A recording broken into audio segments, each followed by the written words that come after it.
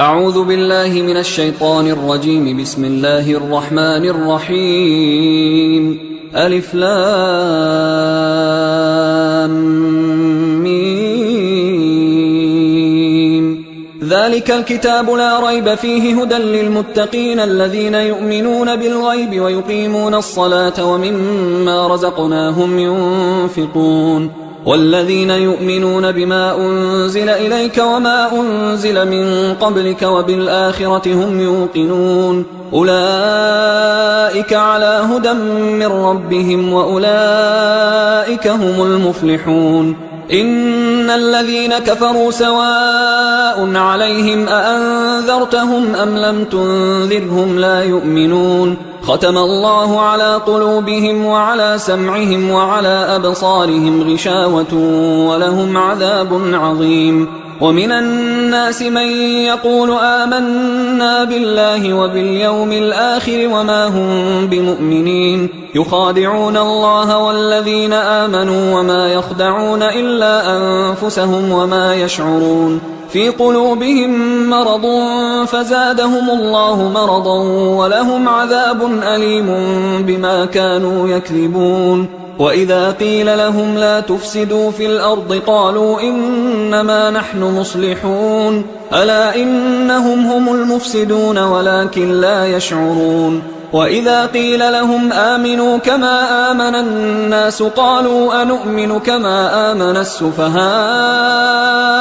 ألا إنهم هم السفهاء ولكن لا يعلمون. وإذا لقوا الذين آمنوا قالوا آمنا وإذا خلوا إلى شياطينهم قالوا إنا معكم إنما نحن مستهزئون. الله يستهزئ بهم ويمدهم في طغيانهم يعمهون. أولئك الذين اشتروا الضلالة بالهدى فما ربحت تجارتهم وما كانوا مهتدين. مثلهم كمثل الذي استوقد نارا فلما أضاءت ما حوله ذهب الله بنورهم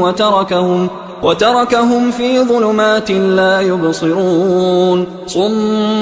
بكم عمي فهم لا يرجعون. أو كصيب من السماء فيه ظلمات ورعد وبرق يجعلون أصابعهم في آذانهم من الصواعق حذر الموت والله محيط بالكافرين. يكاد البرق يخطف أبصارهم كلما أضاء لهم مشوا فيه وإذا أظلم عليهم قاموا ولو شاء الله لذهب بسمعهم وأبصارهم إن الله على كل شيء قدير. يا أيها الناس اعبدوا ربكم الذي خلقكم والذين من قبلكم لعلكم تتقون. الذي جعل لكم الأرض فراشا والسماء بناء وأنزل من السماء ماء فأخرج به من الثمرات رزقا لكم فلا تجعلوا لله أندادا وأنتم تعلمون. وإن كنتم في ريب مما نزلنا على عبدنا فأتوا بسورة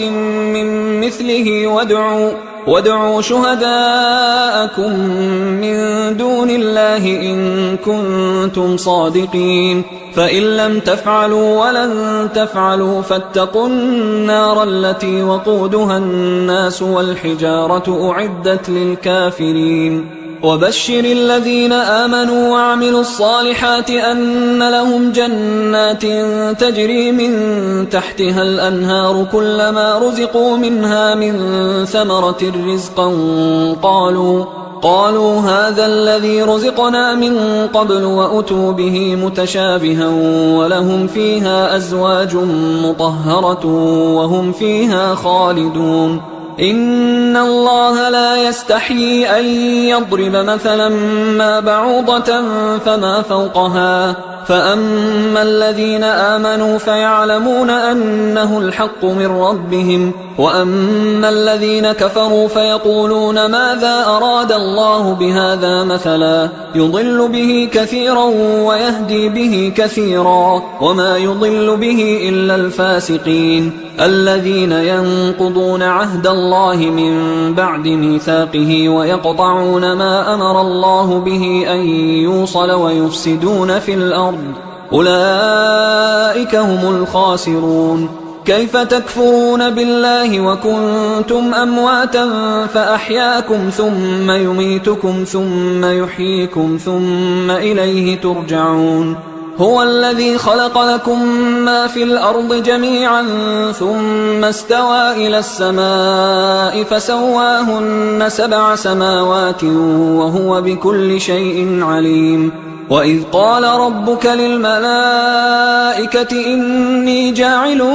في الأرض خليفة قالوا أتجعل فيها من يفسد فيها ويسفك الدماء ونحن نسبح بحمدك ونقدس لك قال إني أعلم ما لا تعلمون. وعلم آدم الأسماء كلها ثم عرضهم على الملائكة فقال أنبئوني بأسماء هؤلاء إن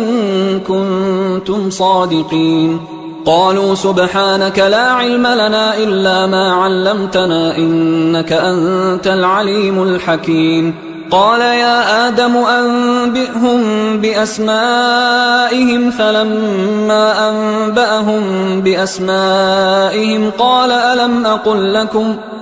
ألم أقل لكم إني أعلم غيب السماوات والأرض وأعلم ما تبدون وما كنتم تكتمون. وإذ قلنا للملائكة اسجدوا لآدم فسجدوا إلا إبليس أبى واستكبر وكان من الكافرين. وقلنا يا آدم اسكن أنت وزوجك الجنة وكلا منها رغدا حيث شئتما ولا تقربا هذه الشجرة فتكونا من الظالمين. فأزلهما الشيطان عنها فأخرجهما مما كانا فيه وقلنا اهبطوا بعضكم لبعض عدو ولكم في الأرض مستقر ومتاع إلى حين. فتلقى آدم من ربه كلمات فتاب عليه إنه هو التواب الرحيم. قلنا اهبطوا منها جميعا فإما يأتينكم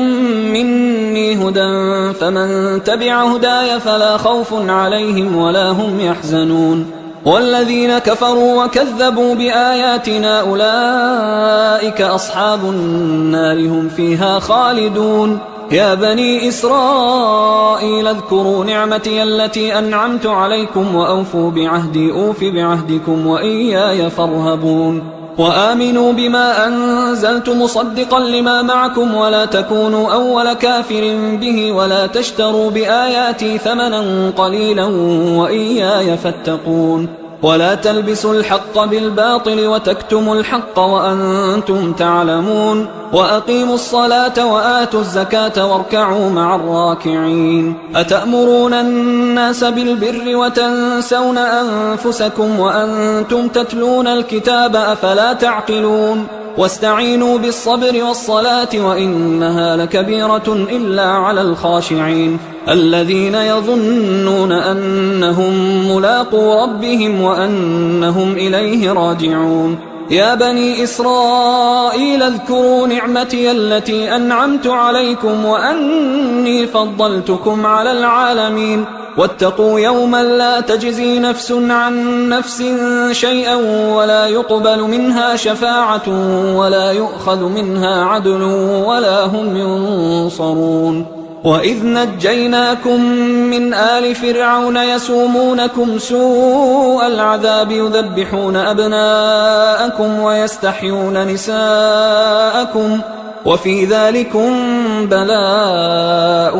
من ربكم عظيم. وإذ فرقنا بكم البحر فأنجيناكم وأغرقنا آل فرعون وأنتم تنظرون. وإذ واعدنا موسى 40 ليلة ثم اتخذتم العجل من بعده وأنتم ظالمون. ثم عفونا عنكم من بعد ذلك لعلكم تشكرون وإذ آتينا موسى الكتاب والفرقان لعلكم تهتدون وإذ قال موسى لقومه يا قوم إنكم ظلمتم أنفسكم باتخاذكم العجل فتوبوا إلى بارئكم فاقتلوا أنفسكم ذلكم خير لكم عند بارئكم فتاب عليكم إنه هو التواب الرحيم وإذ قلتم يا موسى لن نؤمن لك حتى نرى الله جهرة فأخذتكم الصاعقة وأنتم تنظرون ثم بعثناكم من بعد موتكم لعلكم تشكرون وظللنا عليكم الغمام وأنزلنا عليكم المن والسلوى كلوا من طيبات ما رزقناكم وما ظلمونا ولكن كانوا أنفسهم يظلمون وإذ قلنا ادخلوا هذه القرية فكلوا منها حيث شئتم رغدا وادخلوا الباب سجدا وقولوا حطة نغفر لكم خطاياكم وسنزيد المحسنين فبدل الذين ظلموا قولا غير الذي قيل لهم فأنزلنا على الذين ظلموا رجزا من السماء بما كانوا يفسقون وإذ استسقى موسى لقومه فقلنا اضرب بعصاك الحجر فانفجرت منه 12 عينا قد علم كل أناس مشربهم كلوا واشربوا من رزق الله ولا تعثوا في الأرض مفسدين وإذ قلتم يا موسى لن نصبر على طعام واحد فادع لنا ربك يخرج لنا مما تنبت الأرض من بقلها وقثائها وفومها وعدسها وبصلها قال أتستبدلون الذي هو أدنى بالذي هو خير اهبطوا مصرا فإن لكم ما سألتم وضربت عليهم الذلة والمسكنة وباءوا بغضب من الله ذلك بأنهم كانوا يكفرون بآيات الله ويقتلون النبيين بغير الحق ذلك بما عصوا وكانوا يعتدون إن الذين آمنوا والذين هادوا والنصارى والصابئين من آمن بالله واليوم الآخر وعمل صالحا فلهم أجرهم عند ربهم ولا خوف عليهم ولا هم يحزنون وإذ أخذنا ميثاقكم ورفعنا فوقكم الطور خذوا ما آتيناكم بقوة واذكروا ما فيه لعلكم تتقون ثم توليتم من بعد ذلك فلولا فضل الله عليكم ورحمته لكنتم من الخاسرين ولقد علمتم الذين اعتدوا منكم في السبت فقلنا لهم كونوا قردة خاسئين فجعلناها نكالا لما بين يديها وما خلفها وموعظة للمتقين وإذ قال موسى لقومه إن الله يأمركم أن تذبحوا بقرة قالوا أتتخذنا هزوا قال أعوذ بالله أن أكون من الجاهلين قالوا ادع لنا ربك يبين لنا ما هي قال إنه يقول إنها بقرة لا فارض ولا بكر عوان بين ذلك فافعلوا ما تؤمرون قالوا ادع لنا ربك يبين لنا ما لونها قال إنه يقول إنها بقرة صفراء فاقع لونها تسر الناظرين قالوا ادع لنا ربك يبين لنا ما هي إن البقرة شابه علينا وإنا إن شاء الله لمهتدون قال إنه يقول إنها بقرة لا ذلول تثير الأرض ولا تسقي الحرث مسلمة لا شية فيها قالوا الآن جئت بالحق فذبحوها وما كادوا يفعلون وإذ قتلتم نفسا فادارأتم فيها والله مخرج ما كنتم تكتمون فقلنا اضربوه ببعضها كذلك يحيي الله الموتى ويريكم آياته لعلكم تعقلون ثم قست قلوبكم من بعد ذلك فهي كالحجارة أو أشد قسوة وإن من الحجارة لما يتفجر منه الأنهار وإن منها لما يشقق فيخرج منه الماء وإن منها لما يهبط من خشية الله وما الله بغافل عما تعملون أفتطمعون أن يؤمنوا لكم وقد كان فريق منهم يسمعون كلام الله ثم يحرفونه من بعد ما عقلوه وهم يعلمون وإذا لقوا الذين آمنوا قالوا آمنا وإذا خلا بعضهم إلى بعض قالوا أتحدثونهم بما فتح الله عليكم ليحاجوكم به عند ربكم أفلا تعقلون أولا يعلمون أن الله يعلم ما يسرون وما يعلنون ومنهم أميون لا يعلمون الكتاب إلا أماني وإنهم إلا يظنون فويل للذين يكتبون الكتاب بأيديهم ثم يقولون هذا من عند الله ليشتروا به ثمنا قليلا فويل لهم مما كتبت أيديهم وويل لهم مما يكسبون وقالوا لن تمسنا النار إلا أياما معدودة قل أتخذتم عند الله عهدا فلن يخلف الله عهده أم تقولون على الله ما لا تعلمون بلى من كسب سيئة وأحاطت به خطيئته فأولئك أصحاب النار هم فيها خالدون والذين آمنوا وعملوا الصالحات أولئك أصحاب الجنة هم فيها خالدون وإذ أخذنا ميثاق بني إسرائيل لا تعبدون إلا الله وبالوالدين إحسانا وذي القربى واليتامى والمساكين وقولوا للناس حسنا وأقيموا الصلاة وآتوا الزكاة ثم توليتم إلا قليلا منكم وأنتم معرضون وإذ أخذنا ميثاقكم لا تسفكون دماءكم ولا تخرجون أنفسكم من دياركم ثم أقررتم وأنتم تشهدون ثم أنتم هؤلاء تقتلون أنفسكم وتخرجون فريقا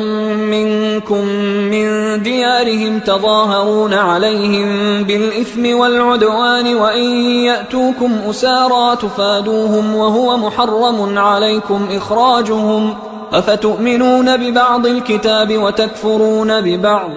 فما جزاء من يفعل ذلك منكم إلا خزي في الحياة الدنيا ويوم القيامة يردون إلى أشد العذاب وما الله بغافل عما تعملون أولئك الذين اشتروا الحياة الدنيا بالآخرة فلا يخفف عنهم العذاب ولا هم ينصرون ولقد آتينا موسى الكتاب وقفينا من بعده بالرسل وآتينا عيسى ابن مريم البينات وأيدناه بروح القدس أفكلما جاءكم رسول بما لا تهوى أنفسكم استكبرتم ففريقا كذبتم وفريقا تقتلون وقالوا قلوبنا غلف بل لعنهم الله بكفرهم فقليلا ما يؤمنون ولما جاءهم كتاب من عند الله مصدق لما معهم وكانوا من قبل يستفتحون على الذين كفروا فلما جاءهم ما عرفوا كفروا به فلعنة الله على الكافرين بئس ما اشتروا به أنفسهم أن يكفروا بما أنزل الله بغيا أن ينزل الله من فضله على من يشاء من عباده فباءوا بغضب على غضب وللكافرين عذاب مهين وإذا قيل لهم آمنوا بما أنزل الله قالوا نؤمن بما أنزل علينا ويكفرون بما وراءه وهو الحق مصدقا لما معهم قل فلم تقتلون أنبياء الله من قبل إن كنتم مؤمنين ولقد جاءكم موسى بالبينات ثم اتخذتم العجل من بعده وأنتم ظالمون وإذ أخذنا ميثاقكم ورفعنا فوقكم الطور خذوا ما آتيناكم بقوة واسمعوا قالوا سمعنا وعصينا وأشربوا في قلوبهم العجل بكفرهم قل بئس ما يأمركم به إيمانكم إن كنتم مؤمنين قل إن كانت لكم الدار الآخرة عند الله خالصة من دون الناس فتمنوا الموت إن كنتم صادقين ولن يتمنوه أبدا بما قدمت أيديهم والله عليم بالظالمين ولتجدنهم أحرص الناس على حياة ومن الذين أشركوا يود أحدهم لو يعمر 1000 سنة وما هو بمزحزحه من العذاب أن يعمر والله بصير بما يعملون قل من كان عدوا لجبريل فإنه نزله على قلبك بإذن الله مصدقا لما بين يديه وهدى وبشرى للمؤمنين من كان عدوا لله وملائكته ورسله وجبريل وميكال فإن الله عدو للكافرين ولقد أنزلنا إليك آيات بينات وما يكفر بها إلا الفاسقون أوكلما عاهدوا عهدا نبذه فريق منهم بل أكثرهم لا يؤمنون ولما جاءهم رسول من عند الله مصدق لما معهم نبذ فريق من الذين أوتوا الكتاب كتاب الله وراء ظهورهم كأنهم لا يعلمون واتبعوا ما تتلو الشياطين على ملك سليمان وما كفر سليمان ولكن الشياطين كفروا يعلمون الناس السحر وما أنزل على الملكين ببابل هاروت وماروت وما يعلمان من أحد حتى يقولا إنما نحن فتنة فلا تكفر فيتعلمون منهما ما يفرقون به بين المرء وزوجه وما هم بضارين به من أحد إلا بإذن الله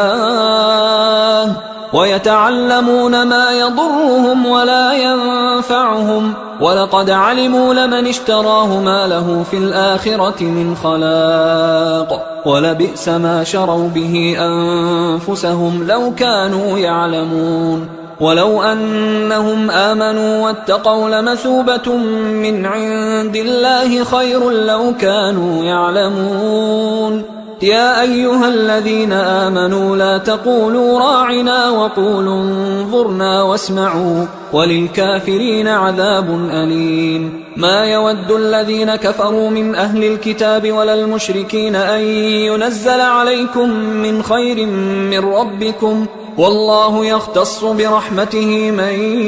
يشاء والله ذو الفضل العظيم ما ننسخ من آية أو ننسها نأت بخير منها أو مثلها ألم تعلم أن الله على كل شيء قدير ألم تعلم أن الله له ملك السماوات والأرض وما لكم من دون الله من ولي ولا نصير أم تريدون أن تسألوا رسولكم كما سئل موسى من قبل ومن يتبدل الكفر بالإيمان فقد ضل سواء السبيل ود كثير من أهل الكتاب لو يردونكم من بعد إيمانكم كفارا حسدا من عند أنفسهم من بعد ما تبين لهم الحق فاعفوا واصفحوا حتى يأتي الله بأمره إن الله على كل شيء قدير وأقيموا الصلاة وآتوا الزكاة وما تقدموا لأنفسكم من خير تجدوه عند الله إن الله بما تعملون بصير وقالوا لن يدخل الجنة إلا من كان هودا أو نصارى تلك أمانيهم قل هاتوا برهانكم إن كنتم صادقين بلى من أسلم وجهه لله وهو محسن فله أجره عند ربه ولا خوف عليهم ولا هم يحزنون وقالت اليهود ليست النصارى على شيء وقالت النصارى ليست اليهود على شيء وهم يتلون الكتاب كذلك قال الذين لا يعلمون مثل قولهم فالله يحكم بينهم يوم القيامة فيما كانوا فيه يختلفون ومن أظلم ممن منع مساجد الله أن يذكر فيها اسمه وسعى في خرابها أولئك ما كان لهم أن يدخلوها إلا خائفين لهم في الدنيا خزي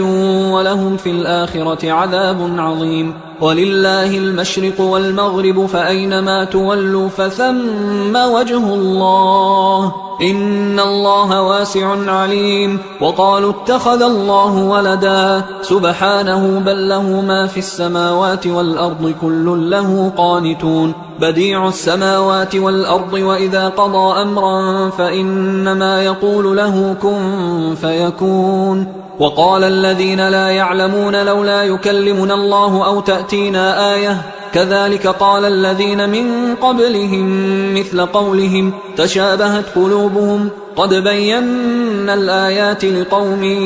يوقنون إنا أرسلناك بالحق بشيرا ونذيرا ولا تسأل عن أصحاب الجحيم ولن ترضى عنك اليهود ولا النصارى حتى تتبع ملتهم قل إن هدى الله هو الهدى ولئن اتبعت أهواءهم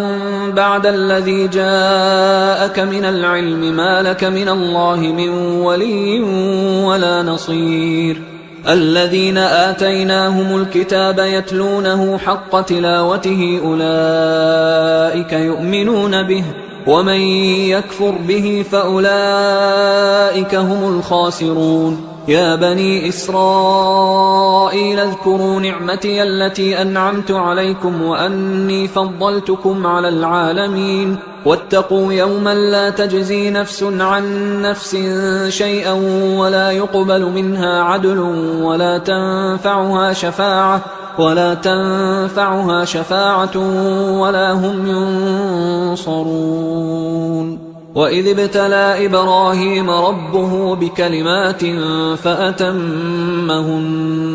قال إني جاعلك للناس إماما قال ومن ذريتي قال لا ينال عهد الظالمين وإذ جعلنا البيت مثابة للناس وأمنا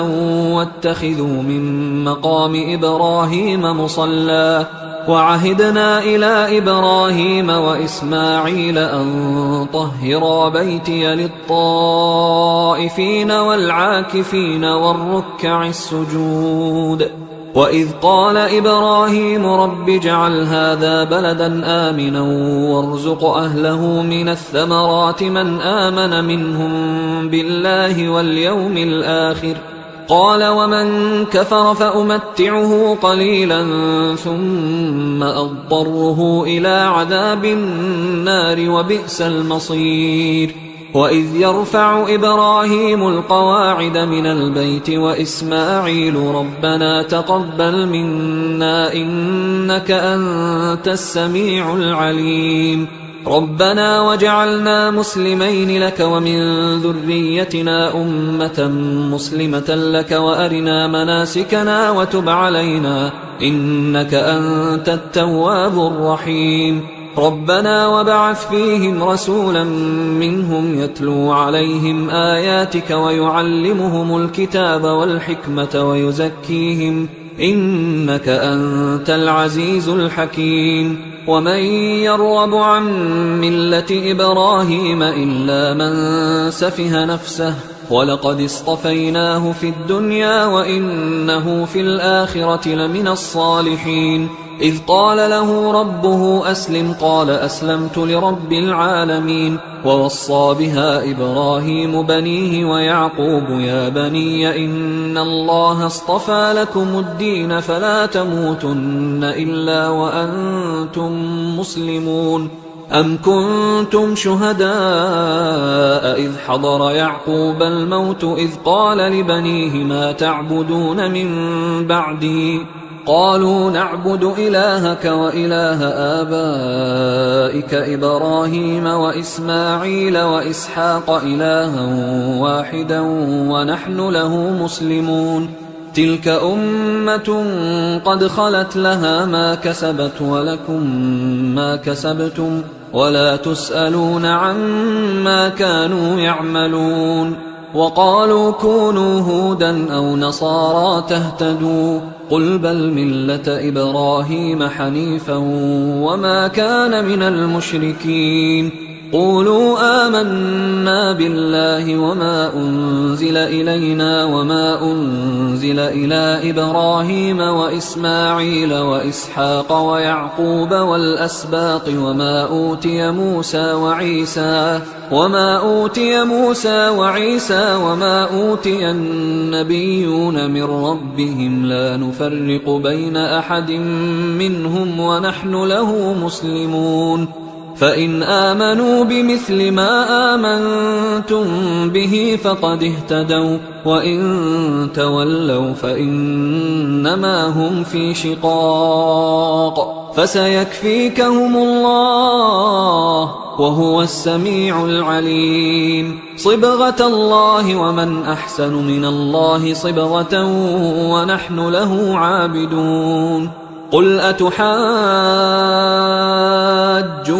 في الله وهو ربنا وربكم ولنا أعمالنا ولكم أعمالكم ونحن له مخلصون. أم تقولون إن إبراهيم وإسماعيل وإسحاق ويعقوب والأسباط كانوا هودا أو نصارى قل أأنتم أعلم أم الله ومن أظلم ممن كتم شهادة عنده من الله وما الله بغافل عما تعملون. تلك أمة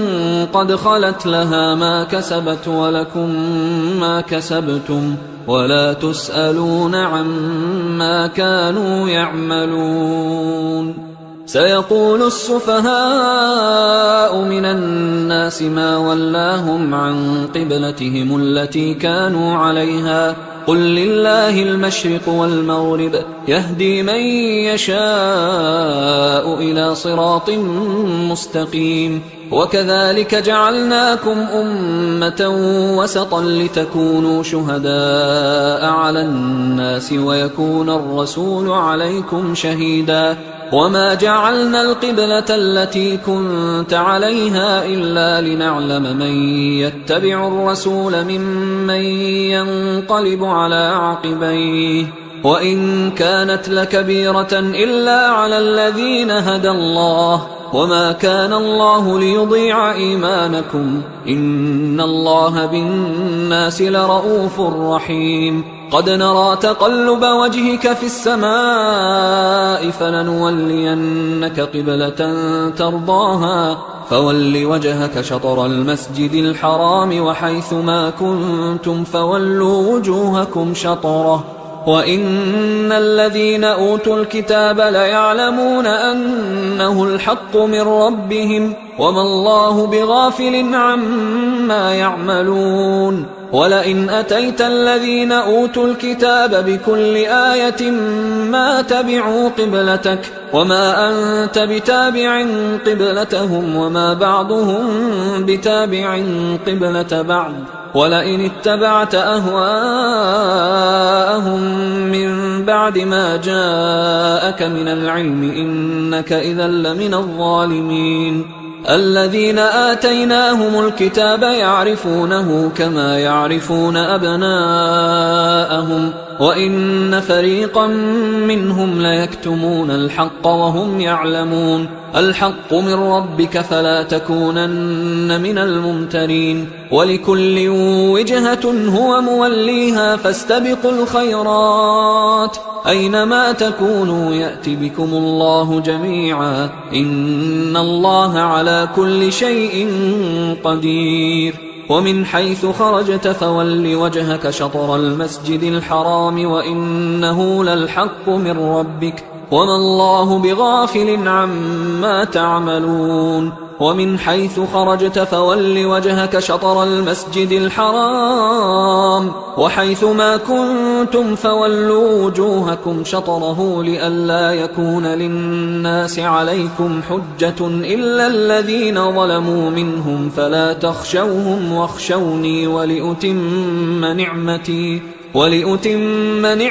عليكم ولعلكم تهتدون كما أرسلنا فيكم رسولا منكم يتلو عليكم آياتنا ويزكيكم ويعلمكم الكتاب والحكمة ويعلمكم ما لم تكونوا تعلمون فاذكروني أذكركم واشكروا لي ولا تكفرون يا أيها الذين آمنوا استعينوا بالصبر والصلاة إن الله مع الصابرين ولا تقولوا لمن يقتل في سبيل الله أموات بل أحياء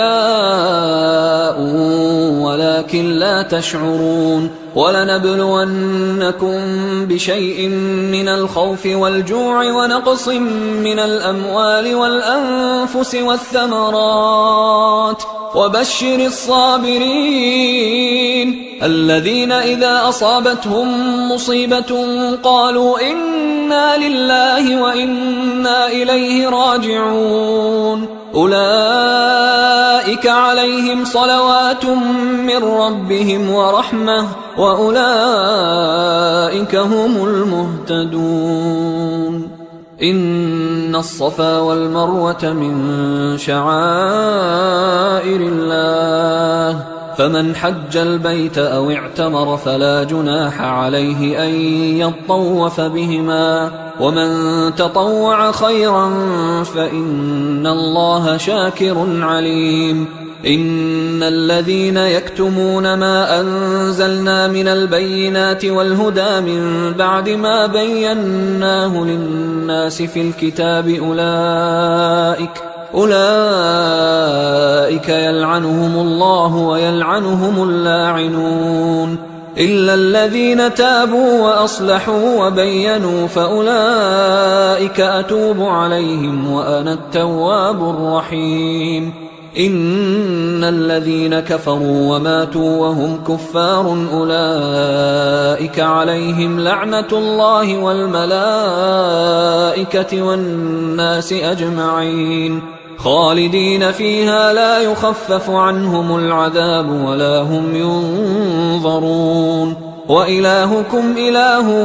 واحد لا إله إلا هو الرحمن الرحيم إن في خلق السماوات والأرض واختلاف الليل والنهار والفلك التي تجري في البحر بما ينفع الناس وما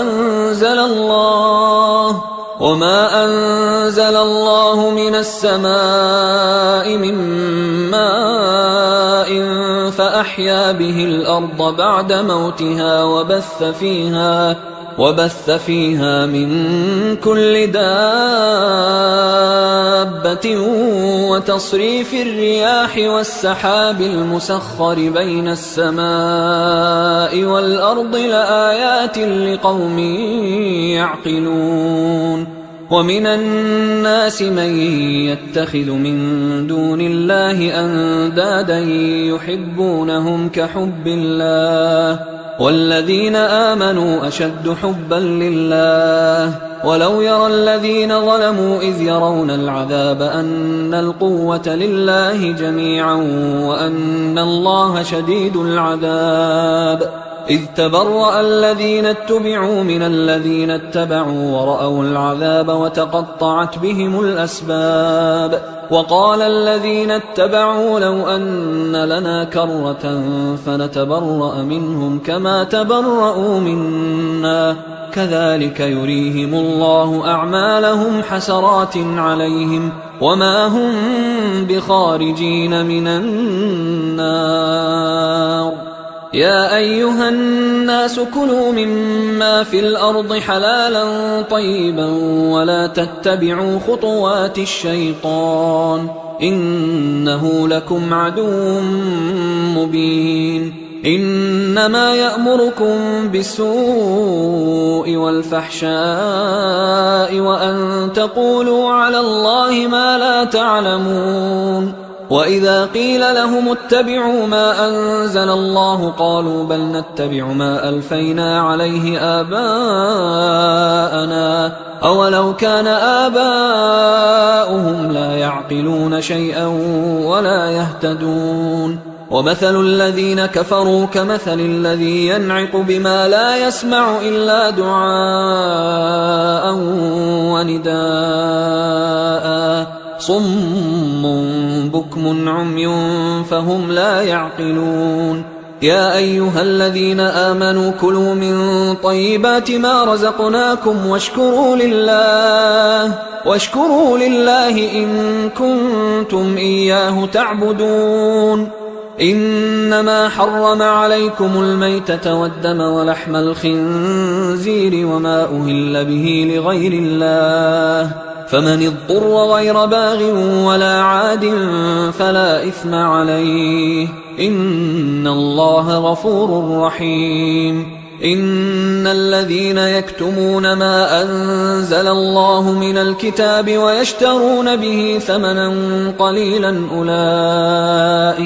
أولئك ما يأكلون في بطونهم إلا النار ولا يكلمهم الله يوم القيامة ولا يزكيهم ولهم عذاب أليم أولئك الذين اشتروا الضلالة بالهدى والعذاب بالمغفرة فما أصبرهم على النار ذلك بأن الله نزل الكتاب بالحق وإن الذين اختلفوا في الكتاب لفي شقاق بعيد ليس البر أن تولوا وجوهكم قبل المشرق والمغرب ولكن البر من آمن بالله واليوم الآخر والملائكة والكتاب والنبيين وآتى المال على حبه ذوي القربى واليتامى والمساكين وابن السبيل والسائلين وفي الرقاب وأقام الصلاة وآتى الزكاة والموفون بعهدهم إذا عاهدوا والصابرين في البأساء والضراء وحين البأس أولئك الذين صدقوا وأولئك هم المتقون يا أيها الذين آمنوا كتب عليكم القصاص في القتلى الحر بالحر والعبد بالعبد والأنثى بالأنثى فمن عفي له من أخيه شيء فاتباع بالمعروف وأداء إليه بإحسان ذلك تخفيف من ربكم ورحمة فمن اعتدى بعد ذلك فله عذاب أليم ولكم في القصاص حياة يا أولي الألباب لعلكم تتقون كتب عليكم إذا حضر أحدكم الموت إن ترك خيرا الوصية للوالدين والأقربين بالمعروف حقا على المتقين فمن بدله بعدما سمعه فإنما إثمه على الذين يبدلونه إن الله سميع عليم فمن خاف من موص جنفا أو إثما فأصلح بينهم فلا إثم عليه إن الله غفور رحيم. يا أيها الذين آمنوا كتب عليكم الصيام كما كتب على الذين من قبلكم لعلكم تتقون أياما معدودات، فمن كان منكم مريضا أو على سفر فعدة من أيام أخر، وعلى الذين يطيقونه فدية طعام مسكين، فمن تطوع خيرا فهو خير له، وأن تصوموا خير لكم إن كنتم تعلمون. شهر رمضان الذي أنزل فيه القرآن هدى للناس وبينات من الهدى والفرقان، فمن شهد منكم الشهر فليصم، ومن كان مريضا أو على سفر فعدة من أيام أخر، يريد الله بكم اليسر ولا يريد بكم العسر ولتكملوا العدة ولتكبروا الله على ما هداكم ولعلكم تشكرون. وإذا سألك عبادي عني فإني قريب أجيب دعوة الداعي إذا دعان، فليستجيبوا لي وليؤمنوا بي لعلهم يرشدون. أحل لكم ليلة الصيام الرفث إلى نسائكم هن لباس لكم وأنتم لباس لهن، علم الله أنكم كنتم تختانون أنفسكم فتاب عليكم وعفى عنكم، فالآن باشروهن وابتغوا ما كتب الله لكم، وكلوا واشربوا حتى يتبين لكم الخيط الأبيض من الخيط الأسود من الفجر، ثم أتموا الصيام إلى الليل، ولا تباشروهن وأنتم عاكفون في المساجد، تلك حدود الله فلا تقربوها، كذلك يبين الله آياته للناس لعلهم يتقون. ولا تأكلوا أموالكم بينكم بالباطل وتدلوا بها إلى الحكام لتأكلوا فريقا من أموال الناس بالإثم وأنتم تعلمون. يسألونك عن الأهلة قل هي مواقيت للناس والحج، وليس البر بأن تأتوا البيوت من ظهورها ولكن البر من اتقى، وأتوا البيوت من أبوابها واتقوا الله لعلكم تفلحون. وقاتلوا في سبيل الله الذين يقاتلونكم ولا تعتدوا إن الله لا يحب المعتدين. وَاقْتُلُوهُمْ حَيْثُ ثَقِفْتُمُوهُمْ وَأَخْرِجُوهُمْ مِنْ حَيْثُ أَخْرَجُوكُمْ وَالْفِتْنَةُ أَشَدُّ مِنَ الْقَتْلِ وَلَا تُقَاتِلُوهُمْ عِندَ الْمَسْجِدِ الْحَرَامِ حَتَّى يُقَاتِلُوكُمْ فِيهِ فَإِنْ قَاتَلُوكُمْ فَاقْتُلُوهُمْ كَذَلِكَ جَزَاءُ الْكَافِرِينَ فَإِنِ انْتَهَوْا فَإِنَّ اللَّهَ غَفُورٌ رَحِيمٌ. وقاتلوهم حتى لا تكون فتنة ويكون الدين لله، فإن انتهوا فلا عدوان إلا على الظالمين. الشهر الحرام بالشهر الحرام والحرمات قصاص، فمن اعتدى عليكم فاعتدوا عليه بمثل ما اعتدى عليكم، واتقوا الله واعلموا أن الله مع المتقين. وأنفقوا في سبيل الله ولا تلقوا بأيديكم إلى التهلكة وأحسنوا إن الله يحب المحسنين. وأتموا الحج والعمرة لله، فإن أحصرتم فما استيسر من الهدي، ولا تحلقوا رؤوسكم حتى يبلغ الهدي محله، فمن كان منكم مريضا أو به أذى من رأسه ففدية من صيام أو صدقة أو نسك، فإذا أمنتم فمن تمتع بالعمرة إلى الحج فما استيسر من الهدي، فمن لم يجد فصيام 3 أيام في الحج و7 إذا رجعتم، تلك 10 كاملة، ذلك لمن لم يكن أهله حاضر المسجد الحرام. واتقوا الله واعلموا أن الله شديد العقاب. الحج أشهر معلومات، فمن فرض فيهن الحج فلا رفث ولا فسوق ولا جدال في الحج وما تفعلوا من خير يعلمه الله وتزودوا فإن خير الزاد التقوى واتقون يا أولي الألباب ليس عليكم جناح أن تبتغوا فضلا من ربكم فإذا أفضتم من عرفات فاذكروا الله عند المشعر الحرام واذكروه كما هداكم وإن كنتم من قبله لمن الضالين ثم أفيضوا من حيث أفاض الناس واستغفروا الله إن الله غفور رحيم فإذا قضيتم مناسككم فاذكروا الله كذكركم آباءكم أو أشد ذكرا فمن الناس من يقول ربنا آتنا في الدنيا وما له في الآخرة من خلاق ومنهم من يقول ربنا آتنا في الدنيا حسنة وفي الآخرة حسنة وقنا عذاب النار أولئك لهم نصيب مما كسبوا والله سريع الحساب واذكروا الله في أيام معدودات فمن تعجل في يومين فلا إثم عليه ومن تأخر فلا إثم عليه لمن اتقى واتقوا الله واعلموا أنكم إليه تحشرون ومن الناس من يعجبك قوله في الحياة الدنيا ويشهد الله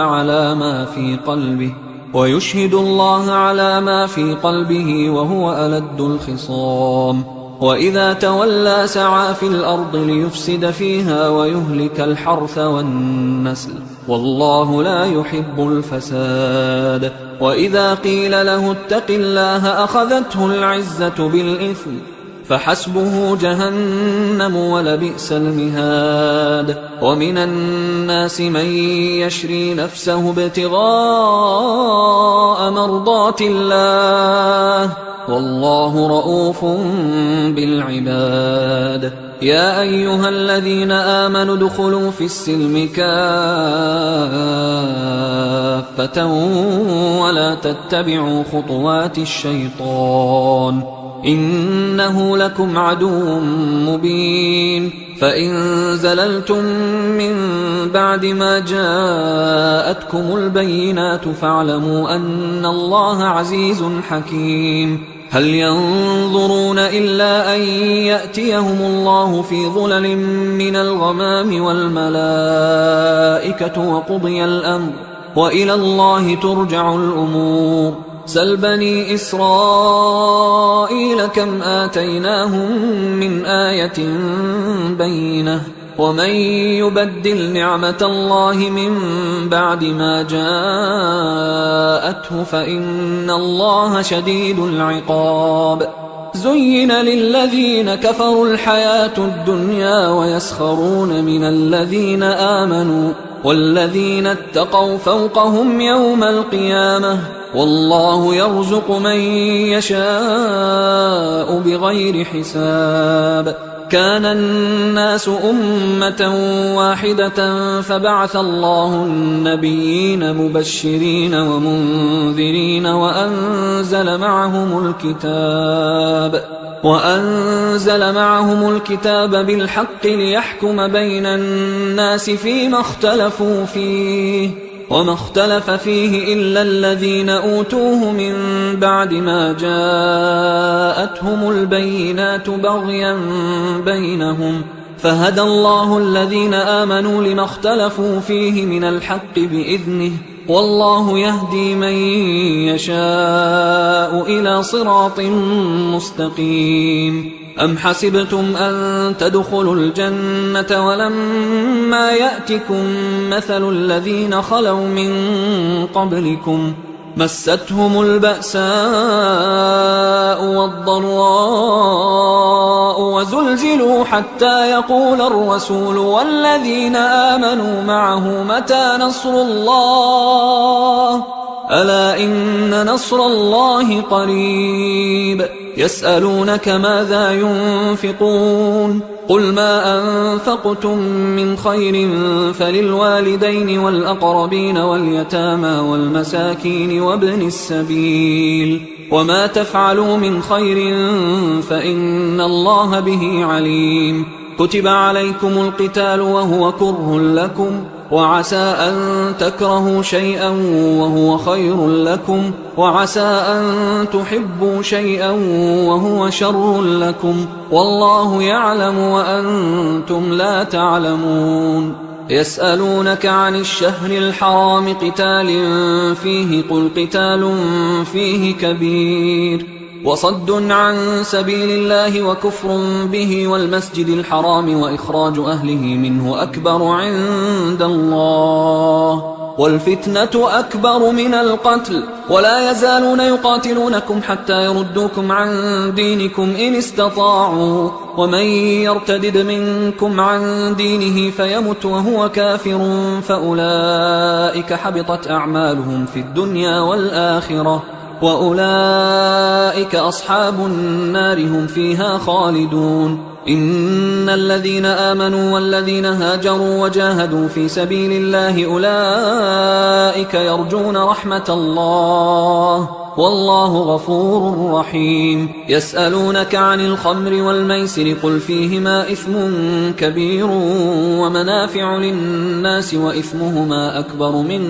نفعهما ويسألونك ماذا ينفقون قل العفو كذلك يبين الله لكم الآيات لعلكم تتفكرون في الدنيا والآخرة ويسألونك عن اليتامى قل إصلاح لهم خير وإن تخالطوهم فإخوانكم والله يعلم المفسد من المصلح ولو شاء الله لأعنتكم إن الله عزيز حكيم ولا تنكحوا المشركات حتى يؤمنوا ولأمة مؤمنة خير من مشركة ولو أعجبتكم ولا تنكحوا المشركين حتى يؤمنوا ولعبد مؤمن خير من مشرك ولو أعجبكم أولئك يدعون إلى النار والله يدعو إلى الجنة والمغفرة بإذنه ويبين آياته للناس لعلهم يتذكرون ويسألونك عن المحيض قل هو أذى فاعتزلوا النساء في المحيض ولا تقربوهن حتى يطهرن فإذا تطهرن فأتوهن من حيث أمركم الله إن الله يحب التوابين ويحب المتطهرين نساؤكم حرث لكم فأتوا حرثكم أنى شئتم وقدموا لأنفسكم واتقوا الله واعلموا أنكم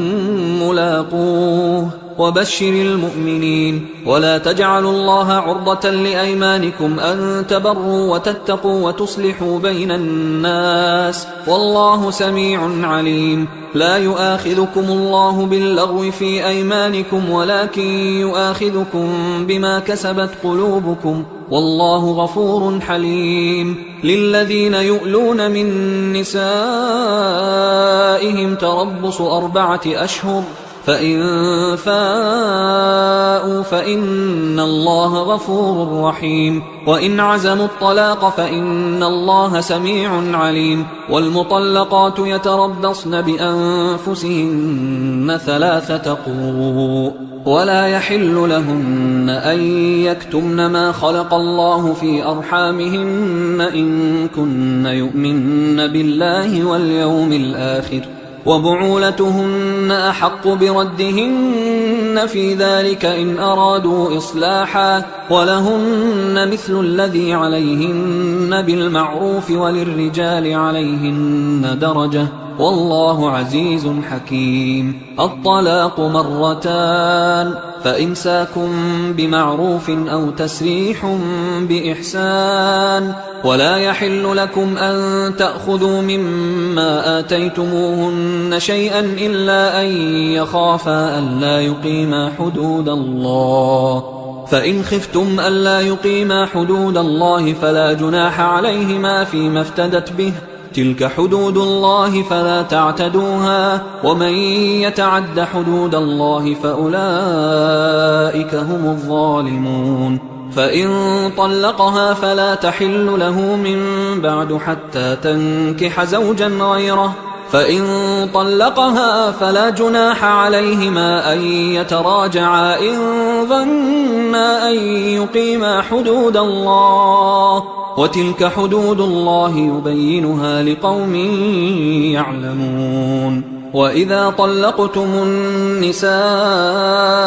فبلغن أجلهن فأمسكوهن بمعروف أو سرحوهن بمعروف، ولا تمسكوهن ضرارا لتعتدوا، ومن يفعل ذلك فقد ظلم نفسه. ولا تتخذوا آيات الله هزوا، واذكروا نعمة الله عليكم وما أنزل عليكم من الكتاب والحكمة يعظكم به، واتقوا الله واعلموا أن الله بكل شيء عليم. وإذا طلقتم النساء فبلغن أجلهن فلا تعضلوهن أن ينكحن أزواجهن إذا تراضوا بينهم بالمعروف، ذلك يوعظ به من كان منكم يؤمن بالله واليوم الآخر، ذلكم أزكى لكم وأطهر، والله يعلم وأنتم لا تعلمون. والوالدات يرضعن أولادهن حولين كاملين لمن أراد أن يتم الرضاعة، وعلى المولود له رزقهن وكسوتهن بالمعروف، لا تكلف نفس إلا وسعها، لا تضار والدة بولدها ولا مولود له بولده، وعلى الوارث مثل ذلك، فإن أرادا فصالا عن تراض منهما وتشاور فلا جناح عليهما. وإن أردتم أن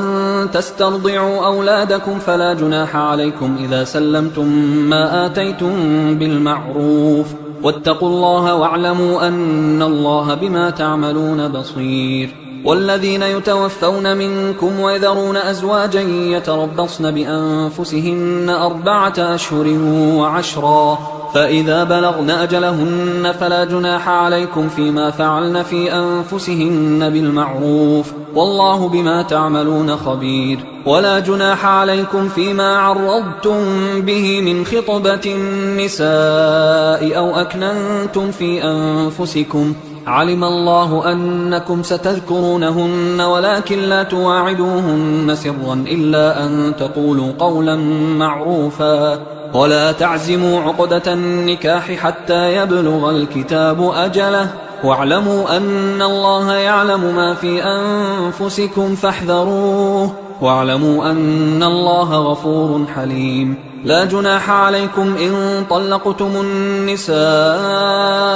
ما لم تمسوهن أو تفرضوا لهن فريضة، ومتعوهن على الموسع قدره وعلى المقتر قدره متاعا بالمعروف حقا على المحسنين. وإن طلقتموهن من قبل أن تمسوهن وقد فرضتم لهن فريضة فنصف ما فرضتم إلا أن يعفون أو يعفو الذي بيده عقدة النكاح، وأن تعفوا أقرب للتقوى، ولا تنسوا الفضل بينكم، إن الله بما تعملون بصير. حافظوا على الصلوات والصلاة الوسطى وقوموا لله قانتين، فإن خفتم فرجالا أو ركبانا، فإذا أمنتم فاذكروا الله كما علمكم ما لم تكونوا تعلمون. والذين يتوفون منكم ويذرون أزواجا وصية لأزواجهم متاعا إلى الحول غير إخراج، فإن خرجن فلا جناح عليكم فيما فعلن في أنفسهن من معروف، والله عزيز حكيم. وللمطلقات متاع بالمعروف حقا على المتقين كذلك يبين الله لكم آياته لعلكم تعقلون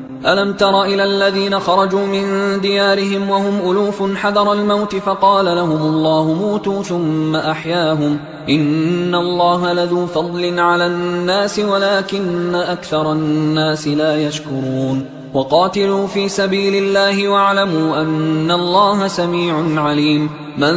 ذا الذي يقرض الله قرضا حسنا فيضاعفه له أضعافا كثيرة والله يقبض ويبسط وإليه ترجعون ألم تر إلى الملأ من بني إسرائيل من بعد موسى إذ قالوا لنبي له مبعث لنا ملكا نقاتل في سبيل الله قال هل عسيتم إن كتب عليكم القتال ألا تقاتلوا قالوا وما لنا ألا نقاتل في سبيل الله وقد أخرجنا من ديارنا وأبنائنا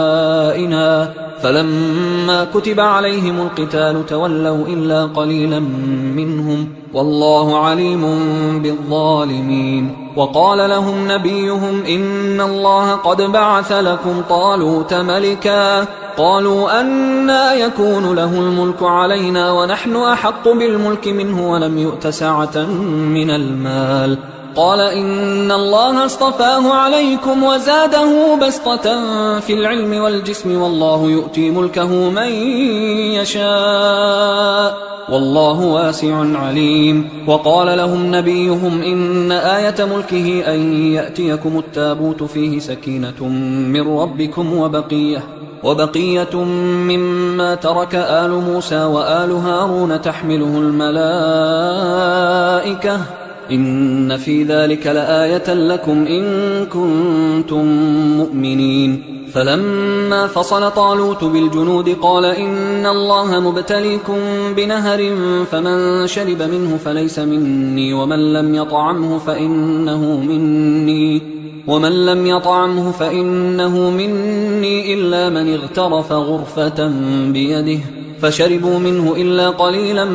منهم فلما جاوزه هو والذين آمنوا معه قالوا لا طاقة لنا اليوم بجالوت وجنوده قال الذين يظنون أنهم ملاقوا الله كم من فئة قليلة غلبت فئة كثيرة بإذن الله والله مع الصابرين ولما برزوا لجالوت وجنوده قالوا ربنا أفرغ علينا صبرا وثبت أقدامنا وانصرنا على القوم الكافرين فهزموهم بإذن الله وقتل داود جالوت وآتاه الله الملك والحكمة وعلمه مما يشاء ولولا دفع الله الناس بعضهم ببعض لفسدت الأرض ولكن الله ذو فضل على العالمين تلك آيات الله نتلوها عليك بالحق وإنك لمن المرسلين تلك الرسل فضلنا بعضهم على بعض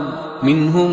من كلم الله ورفع بعضهم درجات وآتينا عيسى ابن مريم البينات وأيدناه بروح القدس ولو شاء الله ما اقتتل الذين من بعدهم من بعد ما جاءتهم البينات ولكن اختلفوا فمنهم من آمن ومنهم من كفر ولو شاء الله ما اقتتلوا ولكن الله يفعل ما يريد يا أيها الذين آمنوا أنفقوا مما رزقناكم من قبل أن يأتي يوم لا بيع فيه ولا خلة ولا شفاعة والكافرون هم الظالمون الله لا إله إلا هو الحي القيوم لا تأخذه سنة ولا نوم له ما في السماوات وما في الأرض من ذا الذي يشفع عنده إلا بإذنه يعلم ما بين أيديهم وما خلفهم ولا يحيطون بشيء من علمه إلا بما شاء وسع كرسيه السماوات والأرض ولا يؤوده حفظهما وهو العلي العظيم لا إكراه في الدين قد تبين الرشد من الغي فمن يكفر بالطاغوت ويؤمن بالله فقد استمسك بالعروة الوثقى لا انفصام لها، والله سميع عليم. الله ولي الذين آمنوا يخرجهم من الظلمات إلى النور، والذين كفروا أولياؤهم الطاغوت يخرجونهم من النور إلى الظلمات، أولئك أصحاب النار هم فيها خالدون. ألم تر إلى الذي حاج إبراهيم في ربه أن آتاه الله الملك إذ قال إبراهيم ربي الذي يحيي ويميت قال أنا أحيي وأميت. قال إبراهيم فإن الله يأتي بالشمس من المشرق فأت بها من المغرب فبهت الذي كفر والله لا يهدي القوم الظالمين. أو كالذي مر على قرية وهي خاوية على عروشها قال أنى يحيي هذه الله بعد موتها فأماته الله 100 عام ثم بعثه قال كم لبثت؟ قال لبثت يوما أو بعض يوم. قال بل لبثت 100 عام فانظر إلى طعامك وشرابك لم يتسنه وانظر إلى حمارك ولنجعلك آية للناس وانظر إلى العظام كيف ننشزها ثم نكسوها لحما فلما تبين له قال أعلم أن الله على كل شيء قدير. وإذ قال إبراهيم رب أرني كيف تحيي الموتى قال أولم تؤمن قال بلى ولكن ليطمئن قلبي قال فخذ 4 من الطير فصرهن إليك ثم اجعل على كل جبل منهن جزءا ثم ادعهن يأتينك سعيا واعلم أن الله عزيز حكيم. مثل الذين ينفقون أموالهم في سبيل الله كمثل حبة أنبتت 7 سنابل في كل سنبلة 100 حبة والله يضاعف لمن يشاء والله واسع عليم. الذين ينفقون أموالهم في سبيل الله ثم لا يتبعون ما أنفقوا منا ولا أذى لهم أجرهم عند ربهم ولا خوف عليهم ولا هم يحزنون. قول معروف ومغفرة خير من صدقة يتبعها أذى والله غني حليم. يا أيها الذين آمنوا لا تبطلوا صدقاتكم بالمن والأذى كالذي ينفق ماله رئاء الناس ولا يؤمن بالله واليوم الآخر فمثله كمثل صفوان عليه تراب فأصابه وابل فتركه صلدا لا يقدرون على شيء مما كسبوا والله لا يهدي القوم الكافرين. ومثل الذين ينفقون أموالهم ابتغاء مرضات الله وتثبيتا من أنفسهم كمثل جنة بربوة أصابها وابل فآتت أكلها ضعفين فإن لم يصبها وابل فطل والله بما تعملون بصير. أيود أحدكم أن تكون له جنة من نخيل وأعناب تجري من تحتها الأنهار له فيها من كل الثمرات وأصابه الكبر وله ذرية ضعفاء فأصابها إعصار فيه نار فاحترقت كذلك يبين الله لكم الآيات لعلكم تتفكرون. يا أيها الذين آمنوا أنفقوا من طيبات ما كسبتم ومما أخرجنا لكم من الأرض ولا تيمموا الخبيث منه تنفقون ولستم بآخذيه إلا أن تغمضوا فيه واعلموا أن الله غني حميد. الشيطان يعدكم الفقر ويأمركم بالفحشاء والله يعدكم مغفرة منه وفضلا والله واسع عليم. يؤتي الحكمة من يشاء ومن يؤت الحكمة فقد أوتي خيرا كثيرا وما يذكر إلا أولو الألباب. وما أنفقتم من نفقة أو نذرتم من نذر فإن الله يعلمه وما للظالمين من أنصار. إن تبدوا الصدقات فنعما هي وإن تخفوها وتؤتوها الفقراء فهو خير لكم ويكفر عنكم من سيئاتكم والله بما تعملون خبير. ليس عليك هداهم ولكن الله يهدي من يشاء وما تنفقوا من خير فلأنفسكم وما تنفقون إلا ابتغاء وجه الله وما تنفقوا من خير يوفى إليكم وأنتم لا تظلمون. للفقراء الذين أحصروا في سبيل الله لا يستطيعون ضربا في الأرض يحسبهم الجاهل أغنياء من التعفف تعرفهم بسيماهم لا يسألون الناس إلحافا وما تنفقوا من خير فإن الله به عليم. الذين ينفقون أموالهم بالليل والنهار سرا وعلانية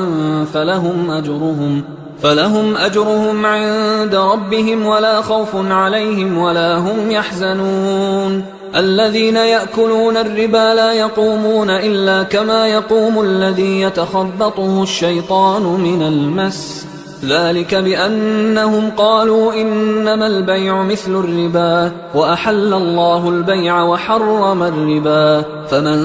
جاءه موعظة من ربه فانتهى فله ما سلف وأمره إلى الله ومن عاد فأولئك أصحاب النار هم فيها خالدون. يمحق الله الربا ويربي الصدقات والله لا يحب كل كفار أثيم. إن الذين آمنوا وعملوا الصالحات وأقاموا الصلاة وآتوا الزكاة لهم أجرهم عند ربهم ولا خوف عليهم ولا هم يحزنون. يا أيها الذين آمنوا اتقوا الله وذروا ما بقي من الربا إن كنتم مؤمنين فإن لم تفعلوا فأذنوا بحرب من الله ورسوله وإن تبتم فلكم رؤوس أموالكم لا تظلمون ولا تظلمون. وإن كان ذو عسرة فنظرة إلى ميسرة وأن تصدقوا خير لكم إن كنتم تعلمون. واتقوا يوما ترجعون فيه إلى الله ثم توفى كل نفس ما كسبت وهم لا يظلمون. يا أيها الذين آمنوا إذا تداينتم بدين إلى أجل مسمى فاكتبوه وليكتب بينكم كاتب بالعدل ولا يأب كاتب أن يكتب كما علمه الله فليكتب وليملل الذي عليه الحق وليتق الله ربه ولا يبخس منه شيئا فإن كان الذي عليه الحق سفيها أو ضعيفا أو لا يستطيع أن يمله فليملل وليه بالعدل واستشهدوا شهيدين من رجالكم فإن لم يكونا رجلين فرجل وامرأتان ممن ترضون من الشهداء أن تضل إحداهما فتذكر إحداهما الأخرى ولا يأبى الشهداء إذا ما دعوا ولا تسأموا أن تكتبوه صغيرا أو كبيرا إلى أجله ذلكم أقسط عند الله وأقوم للشهادة وأدنى ألا ترتابوا إلا أن تكون تجارة حاضرة تديرونها بينكم فليس عليكم جناح ألا تكتبوها وأشهدوا إذا تبايعتم ولا يضار كاتب ولا شهيد وإن تفعلوا فإنه فسوق بكم واتقوا الله ويعلمكم الله والله بكل شيء عليم وإن كنتم على سفر ولم تجدوا كاتبا فرهان مقبوضة فإن أمن بعضكم بعضا فليؤدي الذي اؤتمن أمانته وليتق الله ربه ولا تكتموا الشهادة ومن يكتمها فإنه آثم قلبه والله بما تعملون عليم لله ما في السماوات وما في الأرض وإن تبدوا ما في أنفسكم أو تخفوه يحاسبكم به الله فيغفر لمن يشاء ويعذب من